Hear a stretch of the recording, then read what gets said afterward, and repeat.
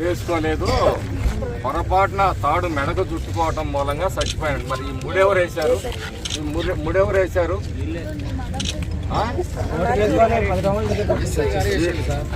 SI గారు వేసిన ఉరి వేరు. ఎస్ఐ గారు ఉరేయించే పరిస్థితి తీసుకొచ్చాడు. ఈ తాడు మెడకు చుట్టుకుందని చెప్పేసి అది మోటార్ ఆన్ చేయగానే వచ్చి తాడు మెడకు చుట్టుకొని చచ్చిపోయాడని చెప్పేసి మాట్లాడుతున్నారు పోలీసు వారు. వీళ్ళు పుట్టుకతో ఇంత పిల్లల దగ్గర నుంచి వేటకు పోయేవాళ్ళు, ఇంత పిల్లల దగ్గర నుంచి వేటకు పోయేవాళ్ళు. ఇవాళ కొత్తగా వేటకు పోయేవాడు కాదు. మెడకి తాడు చుట్టుకుంది కాబట్టి ప్రమాదవశాత్తు మరణించాడని చెప్పేసి మరి కప్పిపుచ్చే ప్రయత్నం జరుగుతూ ఉంది. దీన్ని ఏ పరిస్థితుల్లో కూడా సహించే ప్రశ్నే లేదు. ఈ మాచర్ల వెల్దుర్తి మండలంలో ఎన్ని అరాచకాలు చేశాడో, ఎంతమందిని హింస పెట్టాడో మీడియా సాక్షిగా పోలీస్ అధికారులు కానీ వస్తే అందరినీ ప్రవేశపెట్టడానికి సిద్ధంగా ఉన్నాం. మాట్లాడాలంటే భయంతో బతకాలా?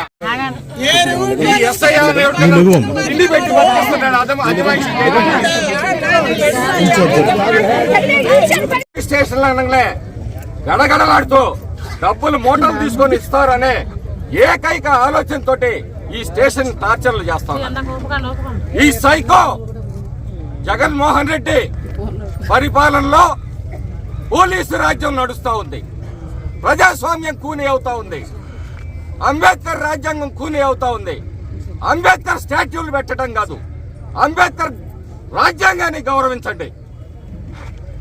ఇక్కడున్న అధికారులు చదువుకున్నారు. మీరు కూడా ఇలాంటి సాధారణమైన కుటుంబం నుంచి వచ్చారే. మీరు కావచ్చు, మీ తాతలు కావచ్చు, మీ తండ్రులు కావచ్చు. ఏం మాత్రం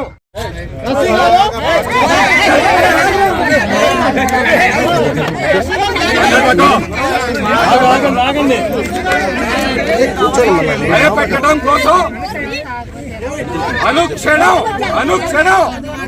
ఈ నియోజకవర్గంలో ఈ మండలంలో బలహీన వర్గాల్ని టార్చర్ చేయటం, కేసులు పెట్టి స్టేషన్లో తీసుకొని వచ్చి విపరీతంగా కొట్టడం. ఎవరన్నా ఇద్దరు వ్యక్తులు కొట్టుకుంటే, లేదో ఒక వ్యక్తిని కొడితే మీరు కేసు రిజిస్టర్ చేశారే. కేసు రిజిస్టర్ చేసిన తర్వాత మీరు చట్టపరంగా న్యాయస్థానానికి అప్పచెప్పాలి.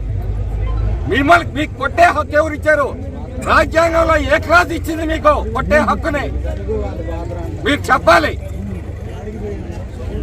పదే చెప్పాము. ఈ పోలీస్ స్టేషన్ లో ఏం జరుగుతుందో అవినయంగా చెప్తున్నాము. ఒక్కసారి విచారణ జరిపించండి అని సభాముఖంగా, పత్రికాముఖంగా అనేక సార్లు చెప్పాం. ఈయన సారాయి తోలితే కేసు పెట్టారా? ఈ నియోజకవర్గంలో గుడంబా శంకర్లు ఎవరు? ఈ ఎమ్మెల్యే తమ్ముడు కదా? ఈ గుడంబా శంకర్లు వాళ్ళ వ్యాపారానికి ఎవడన్నా అడ్డవస్తున్నాడనే భయంతో భయపడి చూపించడం. నేను బాగా పని చేస్తుంటానికి నిదర్శనం ఈ కొట్టి వీడియో కాల్ చూపించడం.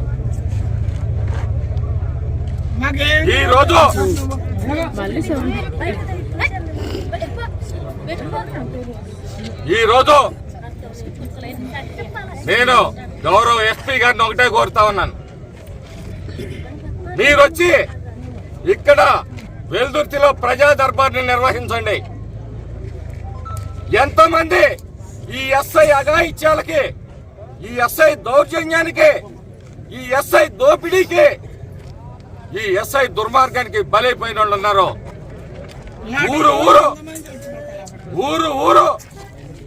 ఊర్లు కదిలొస్తాయి. ఏం మేలు చేస్తున్నాడని ఈ వెనకబడిన వెల్దుర్తి మండలంలో అతన్ని తీసుకొని వచ్చి ఈ ప్రజల్ని దోపిడీ చేయిస్తున్నారు. ఈ నియోజకవర్గంలో మద్యం మాఫియా ఈ శాసనసభ్యుడు అతని తమ్ముడిది. అమాయకుల దగ్గర వాటర్ బాటిల్ వాళ్ళు అమ్మిందే ఉన్నా గానీ ఇది తెలంగాణ మద్యం అని చెప్పేసి వాళ్ళ మీద కేసులు పెట్టి వాళ్ళని వేధించి చివరికి నువ్వు డబ్బులు ఇస్తావా లేదా అంటే కొంతమంది ఊర్లో వదిలిపెట్టి పారిపోయిన సంఘటనలు ఉన్నాయి. వారాలు నెలలు కుటుంబాలను వదిలిపెట్టి గ్రామాల్లో తప్పుడు కేసులు పెట్టడం, వాళ్ళని ఊర్లలోకి రాకుండా చేయటం. ఎవరైనా ఏదో ఒక సంఘటన జరిగితే వాడు తెలుగుదేశం అయితే ఊర్లో అడుగు పెట్టకూడదట. ఎవడిచ్చాడు నీకు హక్కు?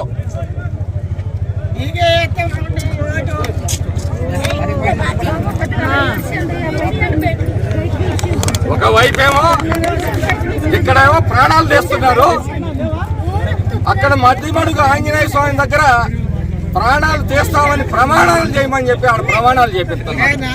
నేను తమ్ముడు నాయకుడికి మీ మీద నమ్మకం లేదు.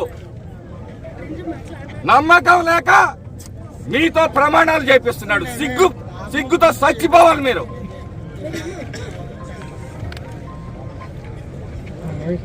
ఎన్నాళ్ళున్నా ఈ అరాచకమే. ఏం చేస్తారు? ఎంతమందిని చంపుతారు?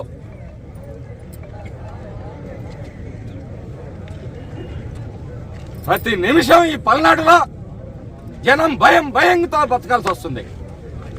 టీ స్టాల్ దగ్గర టీ తాగాలన్నా, ఎవరైనా ఏదన్నా పిచ్చాపాటి రాజకీయాలు మాట్లాడుకోవాలన్నా అటు ఇటు చూసుకొని బతకాల్సిన బానిసత్వం ఈ నియోజకవర్గంలో దాపరిచింది.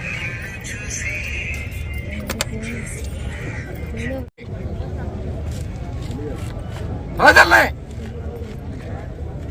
ఎన్నో మర్డర్ కేసులు అక్కడికక్కడే సమసిపోతాయి. ఒకరోజైతే కండ్లకుంట కేపీపురంలో ఒక మ్యాన్ మిస్ అయ్యాడని చెప్పేసి ఊర్లో వాళ్ళందరినీ తీసుకొని వచ్చి చితకబాజారు.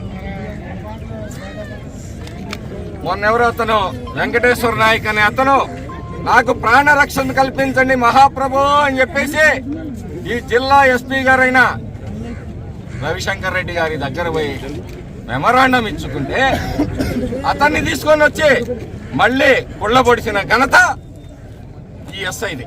స్టేషన్ బయట కొట్టారు సార్. స్టేషన్ బయట కొట్టారు సార్.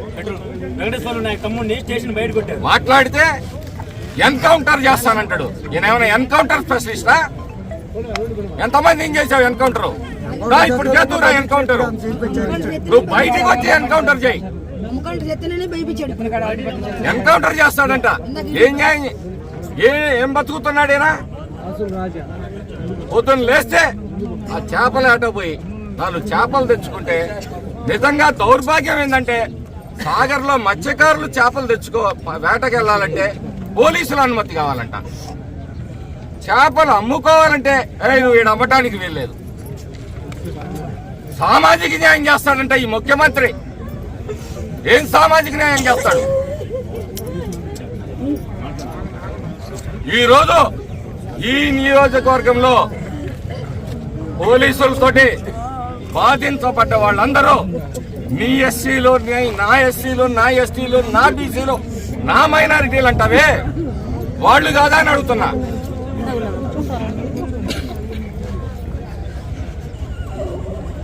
ఈ బాధిత కుటుంబానికి ఏం న్యాయం చేస్తారో అని చెప్పేసి అడుగుతా ఉన్నాను.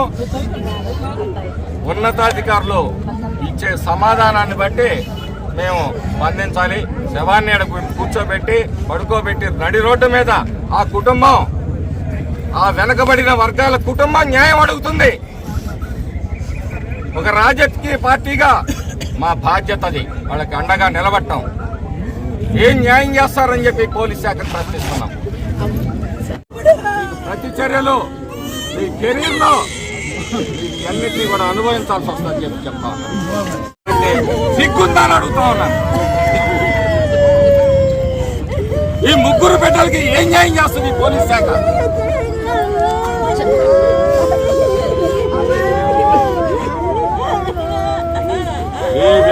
చేతి నీళ్లు తాగి మీరు అధికారం అడ్డం పెట్టుకుని అరాచకాలు చేస్తున్నారు. మీ జీవితం లక్ష అడిగి ల్యాండ్ నుంచి తెస్తారంటే నేను ఆ ఒక్కడికైనా సిఐకి వద్దా, డిఎస్పీకి వద్దా, ఎస్పీకి వద్దా అని మాట్లాడతాడు ఈ పెద్ద మనిషి. మాట్లాడితే లచ్చ ఏడెవడు ప్రింటింగ్ మిషన్లు పెట్టి కూర్చోాల. పేకాట క్లబ్బులకైతే అనుమతులు ఉంటాయి. మండల హెడ్ క్వార్టర్ లో పేకాట క్లబ్బులుగా పెట్టి నడిపించిన వ్యక్తి ఎస్ఐ. పడి రౌడీజం చేయమనా అనేక సార్లు చెప్పాను.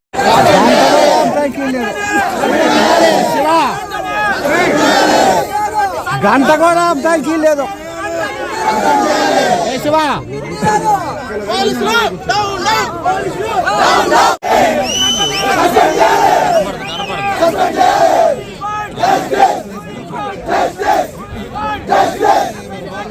మీకు బిడ్డలు లేరా? పోలీసులకు బిడ్డలు ఉన్నారా సార్? అది పిల్లలు లేరు. మూసుకో అది ప్రతి కూడా పంట. ఈ ముగ్గురు ఏం కావాలి? వాళ్ళు బతుకులు ఏమని కావాలి సార్? బ్రహ్మారెడ్డి గారు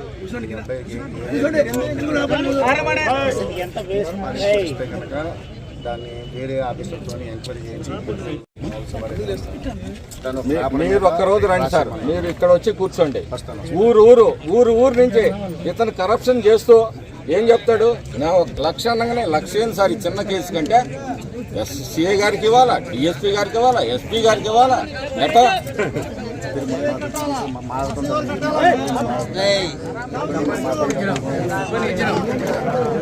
చాలా విషయాలు చెప్పుకుంటున్నారు. రీసెంట్ గా ₹1,00,000 పిలుచుకెళ్ళి రీసెంట్ గా రాత్రి ముందు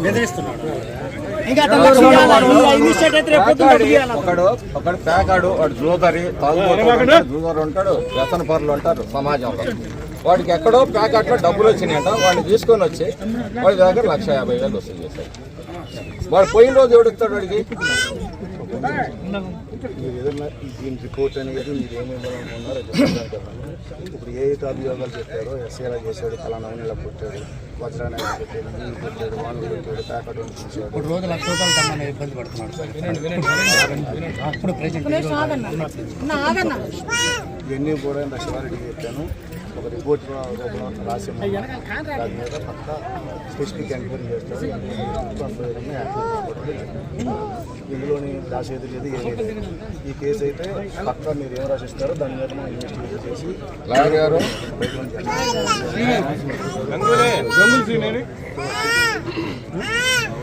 ఎంత రాజు నుండి పోయి ఇస్తే అతను తీసుకొని వచ్చి కాళ్ళు గోళ్ళు పగిలేటట్టుగా కొట్టాడు, మోకాళ్ళు.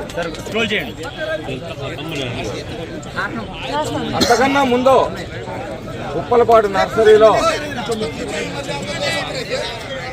శరబారి వెంటాను అతను మొత్తం కొడితే సెప్టిక్ అయ్యి తీసుకెళ్ళి గజ్జల బ్రహ్మారెడ్డి హాస్పిటల్లో చేర్చి ఈ ఊర్లో సురేంద్రబాబు గారు, సుబ్బారావు గారు సిఏగా ఉన్నప్పుడు ఊర్లోకి వచ్చి షాప్లో తెరబడి వాడు వికలాంగుడు, కళ్ళు కనపడవు, వాడికి ఆరోగ్యం సరిగా ఉండదు, వాడు లేవలేదని చెప్పేసి వాడిని కొడితే వాడు చెయ్యిడితే ఆ రోజు కంప్లైంట్ ఇవ్వాలంటే ఆ రోజు సురేంద్రబాబు గారు, సుబ్బారావు గారు కుర్రాడు తెలియదు పొరపాటు జరిగింది, బ్రహ్మారెడ్డి గారు అర్థం చేసుకోండి అని చెప్పండి 70,000 పెట్టి నా సొంత ఖర్చులతో అతనికి వైద్యం చేయించాను. ఎన్నాళ్ళు భరించాలి సార్? ఈ జనం ఎన్నాళ్ళు భరించాలి?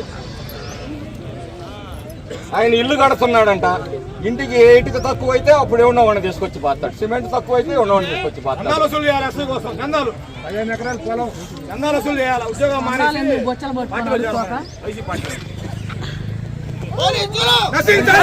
పర్వాలేదు, మత్స్యకారులైనా చచ్చిపోయాడు. ఎవరు చంపారనేది మెటీరియల్ కదా సార్. ఎవరు చంపినా మత్స్యకారులు చంపారు.